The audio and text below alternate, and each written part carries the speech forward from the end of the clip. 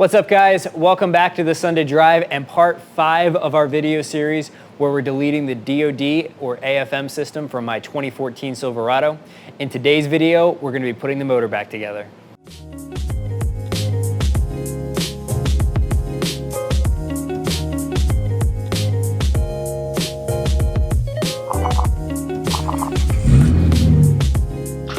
So welcome back to our series, and thank you guys for watching along. If you need to catch up on any of the videos preceding this one, you can see them down in the description. But in today's video, we're going to be putting this motor back together. Between this one and the last one, we cleaned up the mating surfaces. We're going to show you guys how to do that quickly, and then we're going to start reassembling. So you may be wondering why we have Q-tips down all of the head bolt holes. You want to make sure you don't have any liquid down in here, and with all the coolant passageways right next to your cylinders, it's very easy to get liquid in there. So take the time, get these Q-tips, and make sure that everything is dry down there. We'll have links to these in the description. To clean off the head gasket, Permatex has a gasket remover, and this really helped us out. The head gasket can be pretty stuck on there depending on the age of the motor, and this made the job a lot easier. Now, this isn't for removing any of the RTV. The RTV actually comes off fairly easily on the timing cover and oil pan, just using a little plastic scraper such as this, and we'll have this link down in the description. Basically, it's a plastic razor blade, and it just makes scraping a lot easier. Whenever you're removing gasket material of any kind, especially from the head area, you want to make sure not to use anything abrasive or metal. If you score the surface area, you risk having a leak, and by using a plastic tool such as this, you greatly reduce the chance of that happening. Once we had all of the head gasket material removed, we went ahead and cleaned off the top of the cylinders as best we could. We rotated the motor around so that we would clean off whatever cylinders were at top dead center, and then we'd work our way to the next one. In part 2 of this video series, we went over all the parts that were needed. However, as we disassembled the motor, we found a few more gaskets and things that we wanted to replace along the way, and we'll step through those as they come up in the video, and we will link all of the parts that we're using as well as the tools down in the description. First, we're going to go ahead and block off these oil delivery holes inside your oil valley. These are used for the AFM system, and they no longer need to be used. This is what the plugs look like. You're going to want to make sure you're putting them in straight. These are tapered, so they'll start easily and pop right into place.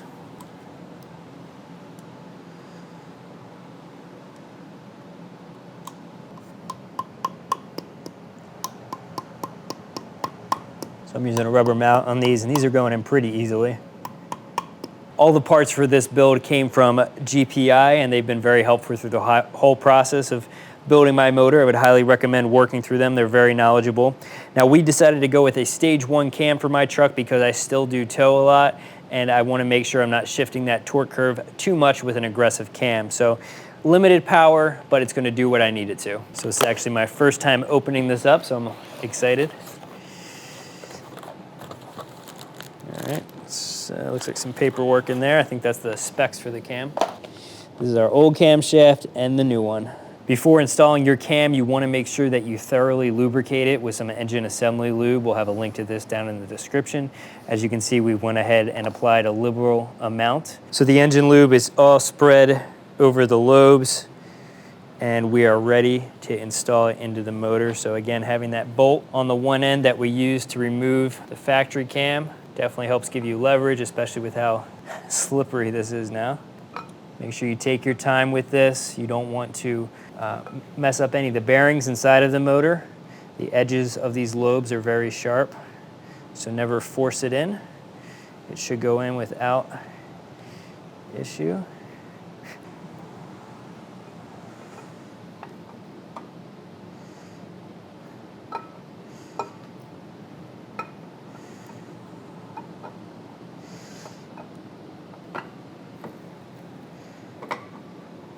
Reinstall the cam cover.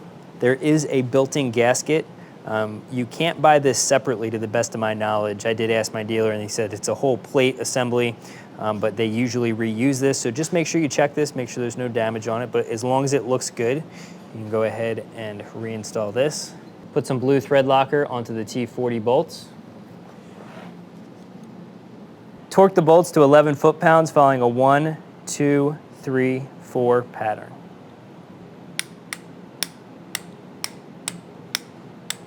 So we put the lifters in mineral spirits to clean them off whenever you get a part shipped. Usually there can be contaminants and dirt in there, especially in the bearings. So make sure you spin the bearings inside the mineral spirits just to clean this out. Then we're gonna move them to another container, soak them in oil. Make sure you dry them thoroughly first. I'm cleaning off the trunnions just to make sure there's no contaminants or anything on them. They were packaged well, so they appear to be pretty clean, but just to be safe, I'm cleaning them off, just using a little bit of brake clean, and then we're gonna oil these up. Now, whenever you're cleaning off parts, you wanna make sure you get them oiled pretty quickly so that they don't start to rust. Now, I'm not using any special oil, it's just 530 weight, so I'm just gonna stick those in there. So we cleaned off the new lifters in some mineral spirits and then blew them off with compressed air, and they've been soaking for a couple hours in some motor oil, and now we're gonna install them. You'll notice that there is a small pinhole. Where is it? Right there. It does not matter the direction that this is installed in. We're gonna insert these into our lifter trays. If they fit into the lifter tray, you've installed it the right way. So this way, you're at a 90-degree to your cam. The lifter trays have notches, so they can only go in one way. You see that this notch lines up with that cutout right there. We're gonna put a little bit of blue thread locker on these. Torque these down to 106 inch-pounds. Not foot-pounds. At this point, we're ready to reinstall the cam phaser, the timing chain, and the cam bolt. There's a more technical term for this, but we're just gonna call it the cam bolt. Now, I decided to go ahead and replace my timing chain because the truck does have 108,000 miles on it. However, there is plenty of life left in the timing chain. It's not necessary, but since you're in here, if you have a high mileage vehicle, you might wanna consider doing that. We've already installed the phaser limiter, and because it's a little bit of an involved procedure, we decided to do that in a separate video, and you can watch that at the link above. Before installing these, I made sure to thoroughly clean them all, and then I let all of these parts soak in oil so that they're well lubricated. When you're holding the cam gear and phaser, you wanna make sure that you do not pick it up by this part right here. If you do, you risk this becoming unwound. You'll notice that the zip ties are off right now. We also have the safety bolt removed because we're getting ready to reinstall it. So you wanna make sure that you pick it up by the sprocket, and when you install it, you push it in via the sprocket. Now, at the bottom of the sprocket right here is an arrow, and that needs to be in the 6 o'clock position facing towards the dot on the crank. On the crankshaft sprocket, there is a small dot right there, and that's your timing mark, and you want that oriented in the 12 o'clock position when cylinder 1 is at top dead center. And now, if you look at the back, there are 3 holes, with one of them being a little bit larger than the other 2, and that is where the nub that comes off of your camshaft needs to go into. So you need to make sure the camshaft is aligned with this hole. I decided to replace the tensioner because there are plastic components which can wear. Mine were still in great shape, but I was already in here. Now, when you're installing this, they want you to only install this right-hand bolt and leave this bolt out. And this one should only be finger tight so that this can move up and down. In order to make sure the camshaft is in the right orientation, we're gonna put the cam phaser on without the chain first. As you can see right now, the timing marks are not aligned, so I'm gonna rotate the gear until they match. So now let's remove this carefully. Install your timing chain over the gear. As with all of these parts, when you're installing them, make sure they're well lubricated. So after a little bit of trial and error, we got them aligned, and now I'm gonna install the cam bolt. And again, this is a one-time use bolt, so you wanna make sure that you have a new one that you're putting in. It's 24 millimeters. Take a straight edge and make sure that the timing chain is not protruding past the front of the block. Before securing the cam phaser in place, make sure that your lifters are centered on the lobes. If you need to, you can take one of the push rods and push the lifter down. While this is only finger tight, you want to go ahead and pull the release on the tensioner. You'll notice that we still do not have this bolt installed, and this other one is finger tight, so it still moves up and down, and this is the point where you want to release this. Now go ahead and install the second bolt in the tensioner. Torque them to 22 foot-pounds.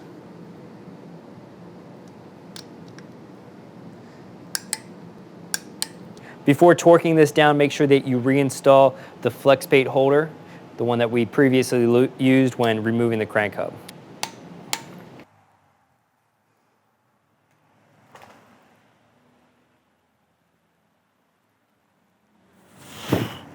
sit right about there.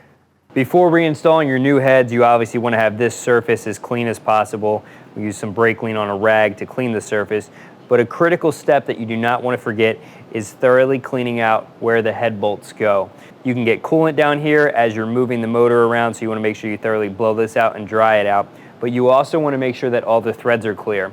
So an easy way to do that is take one of your stock head bolts and cut some grooves in it, and this will act as a thread chaser. And then you want to run this up and down inside of the bolt holes until those threads are completely cleared. This is critical, especially when installing new ARP bolts, so that you can fully tighten them down by hand before torquing them to spec. Once you're done chasing the threads, make sure that you clean it with some brake clean, blow it out again, and then use the really long Q-tips that we have to make sure it's completely dry and contaminant free, at least as much as possible. With the surface fully cleaned, we can go ahead and install the head gaskets. Now these are reversible. There is a front side, so obviously that goes towards the front. And you want to make sure that you have these sleeves installed at the front and back, and these will help hold everything in place while you're installing it. So we got our new head ready to go. Again, this is a ported head from GPI, and we got these pre-assembled with GM Performance springs. So that's an extra 75 bucks, and they'll pre-assemble those for you.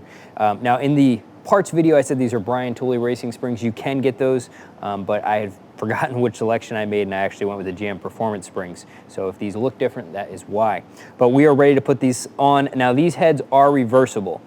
They're completely identical, and you can actually put them on either way. It does not matter. I'm going to put it on so the GPI logo is up front. Now you want the flush side on the outside, and what I mean by that is basically your exhaust ports are basically flush with the side of the head, whereas your intake ports kind of extend past the edge of the head a little bit.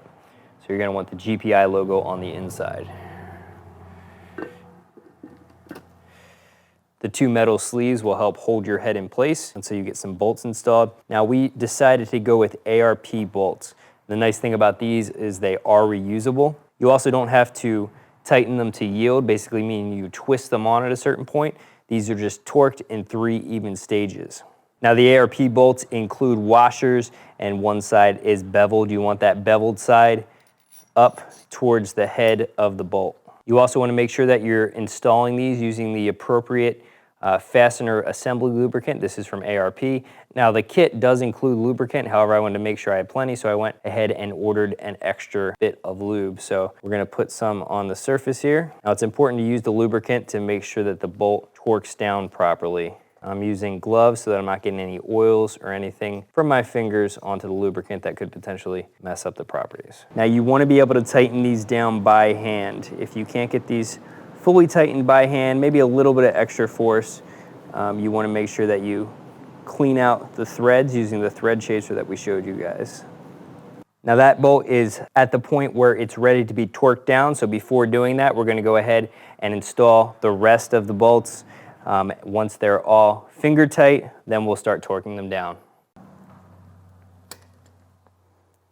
Now there is one shorter bolt, and that goes in the front top driver's side head.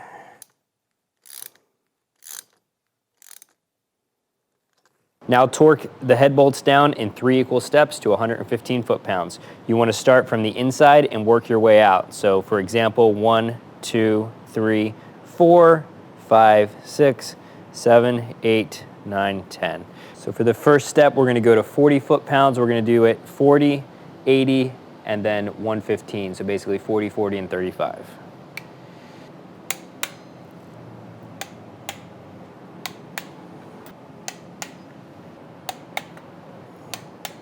And you want to use minimal extensions when torquing this down to make sure that you're getting an accurate torque reading.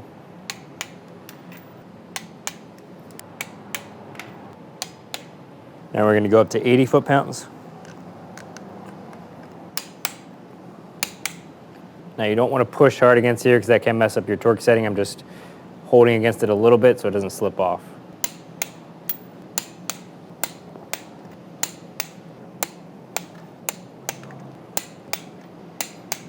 And for the final step, go to 115, using a little bit bigger of a torque wrench to have some more leverage.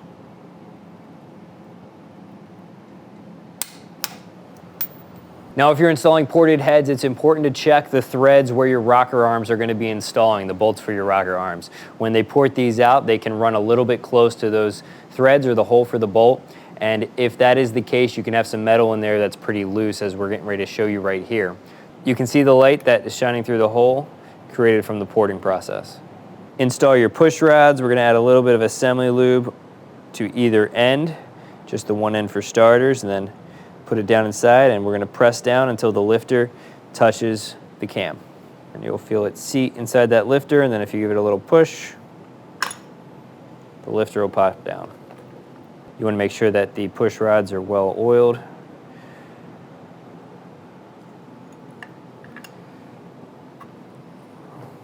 And that you've thoroughly cleaned them before installing them. And these do have a hollow center, so you want to make sure that's cleaned out as well. Add a little bit of assembly lube to the top now.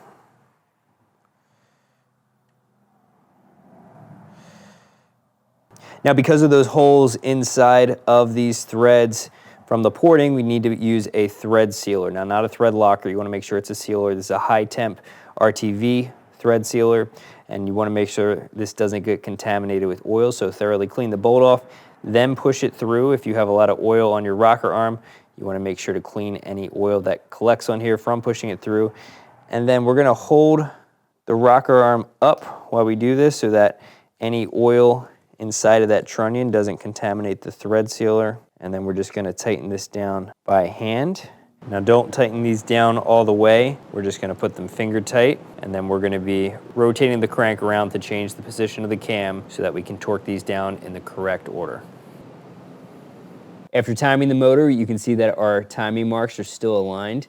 And in some of the guides that we were following online, it would make you believe that this is the location you want to start torquing your rocker arms down from. However, we pulled up the official GM guide, and this is not how you want it. You actually want to have this arrow pointing directly up after the crank has rotated one time. So for every 2 rotations of the crank, you have 1 rotation of the camshaft. So we're going to rotate the crank 1 time and orient this timing mark to the top so that cylinder 1 is at top dead center of the compression stroke. With cylinder 1 in top dead center, we're going to torque down the rocker arms on the exhaust valves on 1, 2, 7, and 8, and also the intake valves on 1, 3, 4, and 5. Now we're going to rotate the motor by 360 degrees, which will align the timing marks. And we're going to tighten the exhaust rocker arm bolts on cylinders 3, 4, 5, and 6. And at the same time, we're also going to do the intake rocker arm bolts on cylinders 2, 6, 7, and 8. Again, torquing down to 22 foot-pounds. My gasket's in pretty good shape, so I'm going to be reusing it, and it's easy to access if it does ever go bad. Now, you want to make sure there are little plastic grommets inside each of these bolt holes, and you want to make sure you still have all of those. These are 10 millimeters. I'm just going to hand thread them in to start.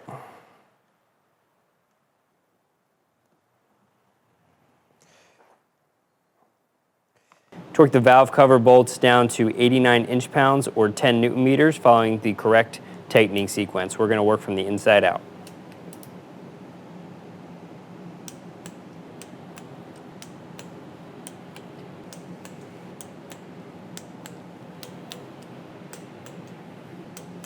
Before reinstalling your VLOM or oil valley cover plate, you need to add a lash cap on top of the fuel pump lifter. This rides up and down on the fuel lobe and is what activates your fuel pump.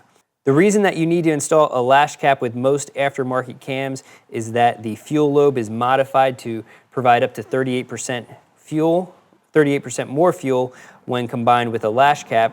And the base circle decreases, and in order to keep correct preload on your fuel pump at that base circle of the lobe, you need to have a lash cap added on.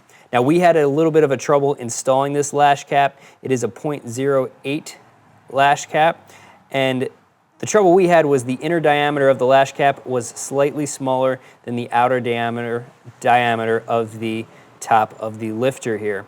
So we had to take a belt sander and grind down the lifter so that this would slide on. We got that on now, and that's definitely not going anywhere. And when reinstalling, you want to make sure that you have this hole pointed towards the driver's side. So this is held in by one bolt. It has its own lifter tray, and we are going to put it back in like so. And we made sure to re-oil this. We soaked it in oil again to make sure it was pre-lubricated. Just gonna slide that down in there. And if your lash cap fits right on top, you may not need to remove this lifter. One of my buddies that did this mod to his 2016 Camaro did not need to remove the lifter to get it installed. It popped right on. Just for some reason, ours did not. If you can. Torque to 108 inch-pounds. Now before reinstalling your VLOM, you are able to remove this black plastic and electrical connection right here. You will just need to cap off the oil delivery system up here. You can go ahead and unscrew this and install a plug in there. However, it is not necessary to do that. You can go ahead and just simply reinstall the whole thing since we added those block offs inside the oil valley tray. Now we're gonna install the oil valley cover. We cleaned the gasket and we are reusing that gasket as well. It was still in good shape. Pete went ahead and wrote the tightening sequence directly on the cover, so thank you, Pete. So we're gonna go 1, 2, 3, 4, 5, 6, 7, 8, 9. I'm gonna start these off with my drill on the lowest setting. And as with the valve covers, make sure those rubber gaskets are still in there. Now we're gonna torque this down in 2 passes. The first pass is to 11 foot-pounds.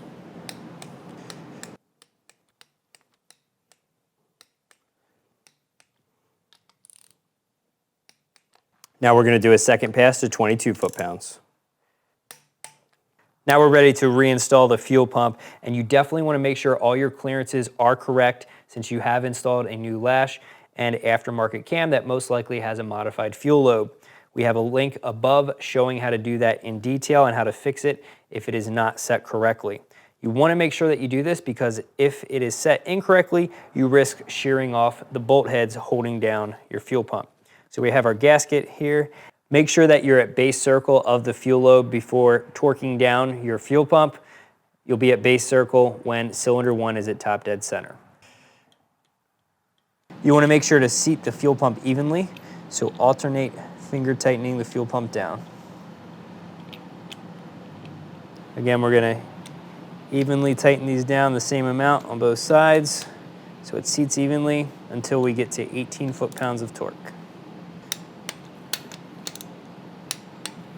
Now we're ready to reinstall the oil pump. Now we're first just gonna set it on here, leave it loose, and then we're gonna bolt up the oil pan, no RTV yet, but just bolt the oil pan up so that we can be sure we have a good seal between the oil pump and the oil pickup line running up from the pan. Get a few threads started on the mounting bolts here.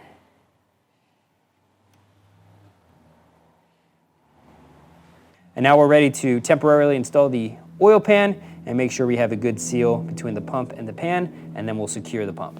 Oil pan is all cleaned up. It is not 100% necessary to do this job with the oil pan fully removed. You can loosen the oil pan, lower it down a little bit, and get the oil pump off. However, just knowing everything that we're doing, I have a lot more confidence in knowing that I thoroughly cleaned this out and there's no debris that fell in here during the work that we were doing. Gonna reinstall the inner tray. This is held in by 10mm bolts.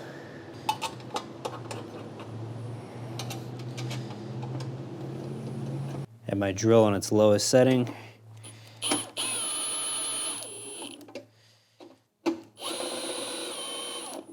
And we're gonna torque these down to 89 inch-pounds, and we're gonna work from the inside out.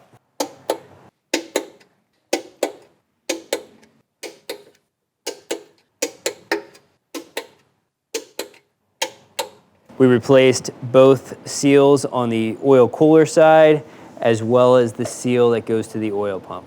We reinstalled the oil pan temporarily with just a few of the bolts, but we did make sure to put these 2 front bolts in so this would be pulled all the way up against the oil pump.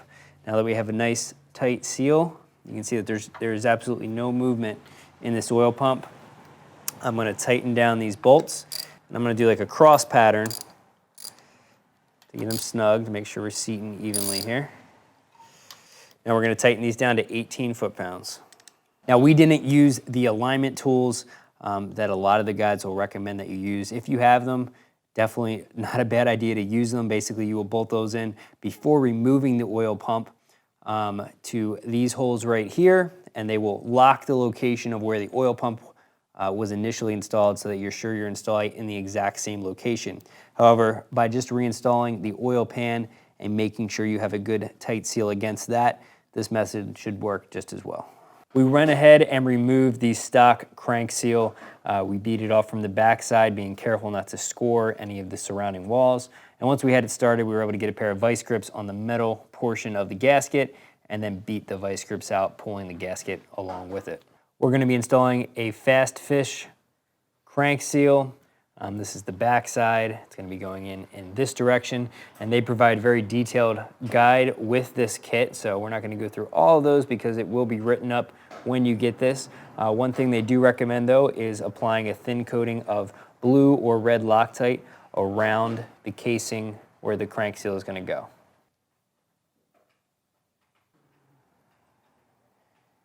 We picked up this harmonic balancer installer tool. This works in multiple vehicles, and we'll have a link to this in the description of the video. We're going to be using this one right here. It's an M16 by 2.0, and this is what we're going to use to pull the new crank seal in place. You're also going to need a tool like this, and we'll find one that's compatible and link that in the description as well. This is the OEM tool. So you're going to slide that over your installer, put your crank seal on, making sure to have the spring side towards the motor.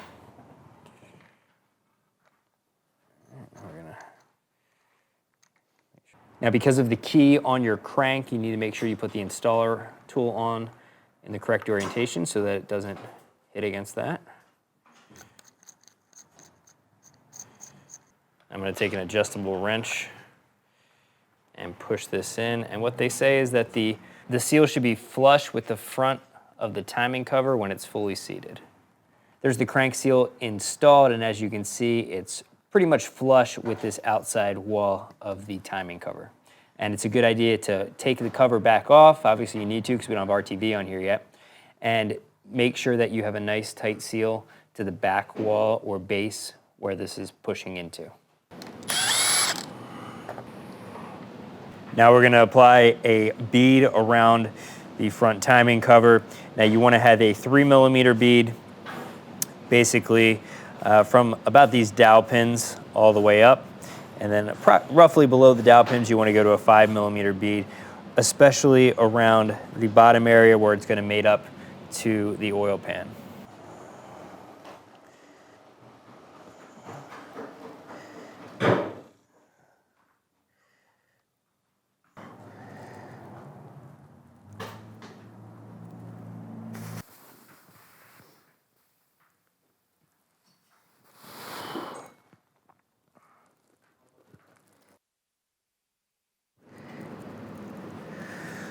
The RTV is all placed on here, and you want to get this torqued down within 10 minutes of applying the RTV. You'll notice we have it a bit thicker down at the bottom, and then about a 3mm bead around the rest.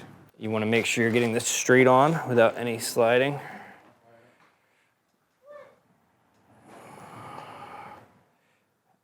The longer bolts go in at the bottom.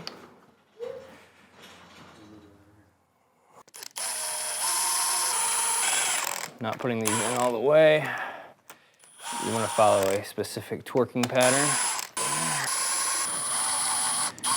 Now we need to torque these down to 18 foot-pounds following the pattern that we overlay here.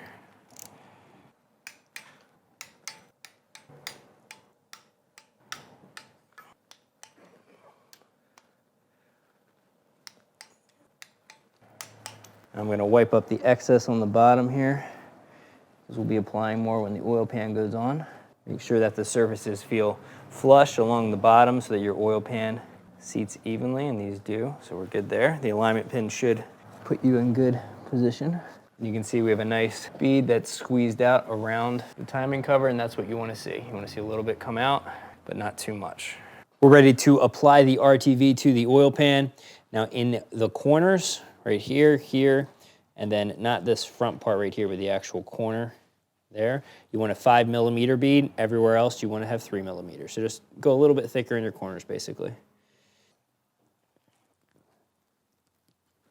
And then we'll We're gonna go a little bit thicker right here.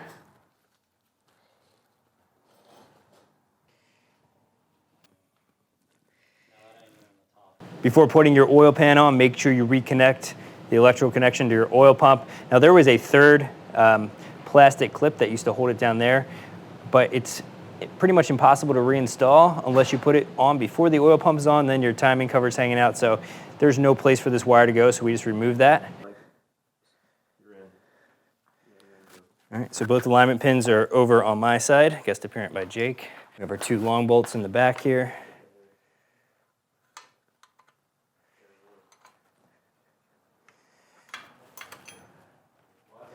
Now, if you're putting this on with the motor in the normal orientation, you're gonna wanna start some of these bolts, but not put this all the way up. You're just gonna start a few of the bolts and then let the bolts pull the oil pan up evenly. So you're just gonna work your way around, slowly pulling the oil pan up. Once it's set on here, you wanna work pretty quickly so that the RTV is compressed before it starts to set.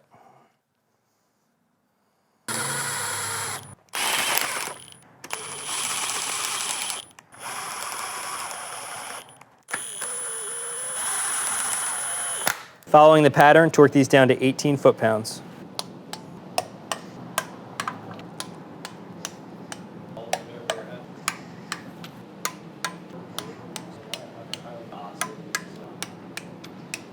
(14 and 15 are back here, and you want to torque these smaller ones to 106 inch-pounds. Last one is up in this corner, number 16.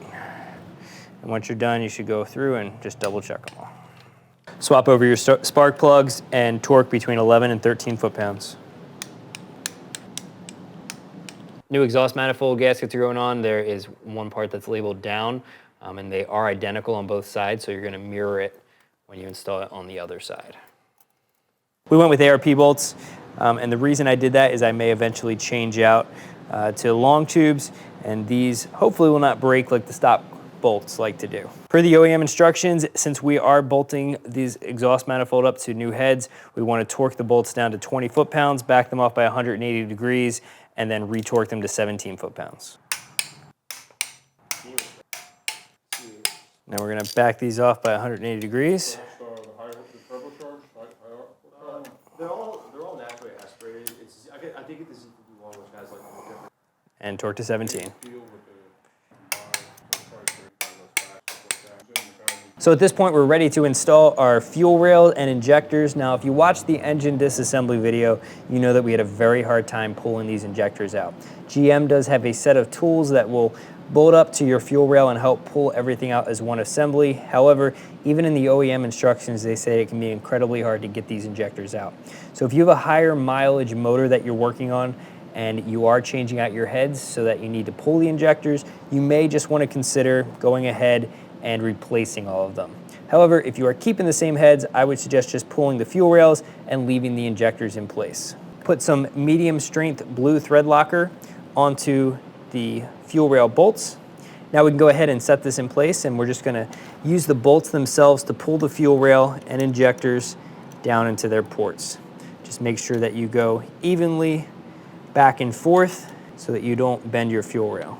Torque these down to 18 foot-pounds.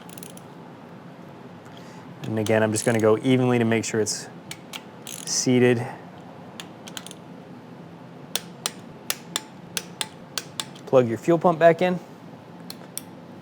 So that's where we're gonna end this video for the motor reassembly. Now we still have the harmonic balancer to put back on, but we are gonna wait to do that once this is in the truck to make sure we have enough clearance to get it back in. All of the other components will be reinstalled in the next video, so definitely come back for that where we put everything back into the truck.